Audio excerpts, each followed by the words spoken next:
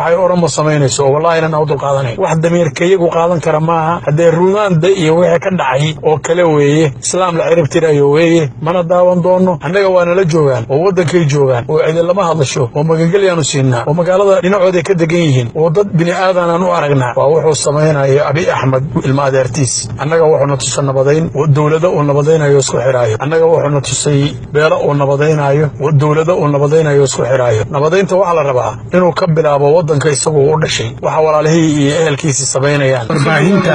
iyo telefishinka radio and TV Mbays TV. السلام عليكم ورحمة الله وبركاته وعاقل محمود أحمد روبلة وجوغا مغالة غردو إرقادة لحدحادينتا إرقادة وهي وعلي السليمان يوغار سليمان أبا ندين سلام يا راديو حنبايس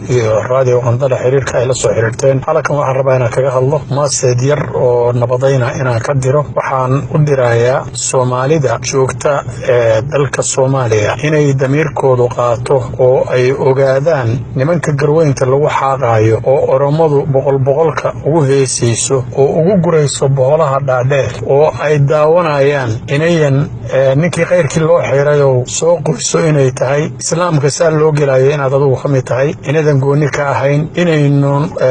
sida u daawano inayan xisdiin iyo islaamnimo iyo mid bini'aadanimo ayan midna ahayn waxaan ugu baaqayaa Soomaali weynta daawanaysa in laga hadlo in laga mudaharaado in laga xumaado oo af iyo adinba wax laga qabto ma daawanayno kuna sii daawan mayno waxyaalaha lagu samaynayo oo dhibaatooyinka waxaanu nahay dad islaamkana ilaahay baa quraankiisa ku yiri walaalka kan wax gaaraan waa inuu jirkaa ka dhaqmada hadda waxaan u joognaa walaalayn oo aan buurayn laakiin mid laga gilgilanayo oo laga rabo in laga xumaado oo aan bini'aadanimo iyo xid islaamnimo midna ku wanaagsanayn waa wuxuu samaynayo abi axmed ilma adeertiis annaga wuxuuna tusa nabadayn oo dowlado uu nabadaynayo isku xiraayo annaga wuxuuna tusay beelo uu nabadaynayo oo dowlado uu nabadaynayo isku xiraayo nabadaynta waxaa la rabaa inuu ka bilaabo waddanka isagu u dhashay waxa walaalihii iyo ehelkiisii samaynayaan kama dhicin weli Soomaaliya xabasho kuma samayn Tigray kuma samayn qolo kale kuma samayn waxa maanta sidaa loo gelayo oo laga mooraduugayo Soomaalida saa loo laynayo annaguna waxaanu nahay islaam mana u dulqaadanayno Soomaalida saa loo laynayo kuna daawan mayno waxaan uga digayaa oo meel ay joogaanba uga digayaa Soomaalidu waa inay meel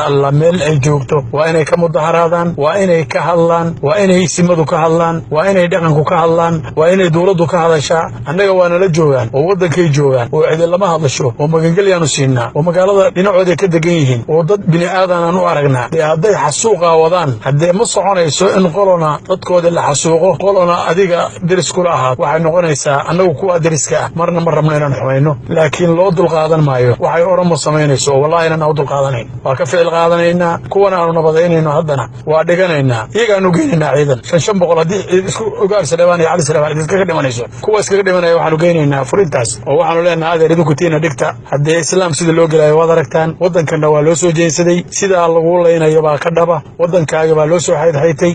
arrintan wax loo dul qaadan karo maaha wax qof islaami daawan karo maaha wax dameerkayagu qaadan kara maaha haddee ruunaanda iyo wixii ka dhacay oo kale weeye islaam la cirib tirayo weeye mana daawan doono arintayda waxaan ku soo khulaasaynayaa dawladda Puntland federaalka mas'uuliyiinta oo dhan in arrinta aad looga xumaado lagana gilgisho waxna laga qabto si degdegan wax looga qabto abi axmedna waa shakhsi loo sheego farmaajo